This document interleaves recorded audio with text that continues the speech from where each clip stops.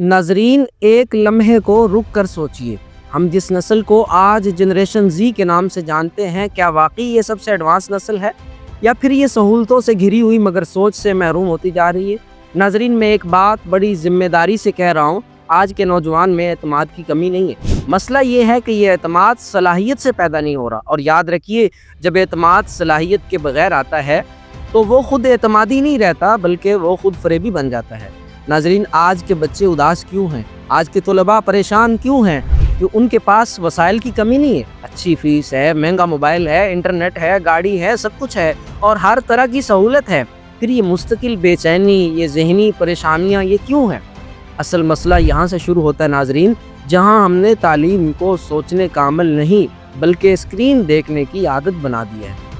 بین الاقوامی تحقیق بتاتی ہے کہ جب سے تعلیمی نظام میں اسکرین اور گیجٹس داخل ہوئے ہیں، سوچنے، سمجھنے اور تجزیہ کرنے کی صلاحیت نیچے آئی ہے۔ یہ کوئی الزام نہیں ہے ناظرین، یہ ایک تحقیقی حقیقت ہے۔ اور یاد رکھیے، جنریشن زی وہ جنریشن ہے جو پچھلے 150 سال میں واحد نسل ہے جس کی سوچنے کی صلاحیت پچھلی نسل سے کم پائی گئی ہے۔ ناظرین، ہم جسے آج ریڈنگ کہتے ہیں وہ دراصل ریڈنگ نہیں ہے، یہ صرف اسکرولنگ ہے۔ کتاب کیا ہوتی ہے؟ کتاب کے ساتھ قاری رکتا ہے، لفظ پر ٹھہرتا ہے، سوچتا ہے، لیکن اسکرین پر کیا ہوتا ہے؟ انگوٹھا چلتا چلا جا رہا ہوتا ہے، انگوٹھا چلا رہے ہیں اور دماغ تھک جاتا ہے۔ اسی لیے اہل علم کہتے ہیں، کتاب ہاتھ میں لو، قلم ساتھ رکھو اور PDF ہو تو ممکن ہو تو پرنٹ کر لو، کیونکہ یاد رکھیے، قلم کے بغیر فکر پیدا نہیں ہوتی۔ ناظرین، یہ مسئلہ نوجوان کا نہیں ہے، یہ ہمارے نظام تعلیم کا مسئلہ ہے، ہمارے نظام کا مسئلہ ہے۔ وہی اسکول، وہی نصاب، وہی ادارے، ہم نے صرف آلہ بدل دیا اور سمجھ لیا کہ تعلیم بدل گئی۔ حل کیا ہے؟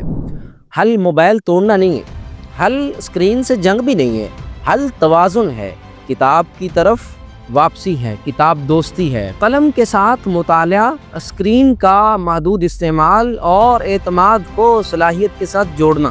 ناظرین، جنریشن زی ناکام نہیں ہے، یہ صرف غلط سمت میں بہائی گئی توانائی ہے۔ اگر ہم نے اسے فکر کے ساتھ جوڑ دیا اور اسکرین کو آقا نہیں بلکہ غلام بنا دیا تو یہی نسل کل سب سے باشعور نسل بن سکتی ہے۔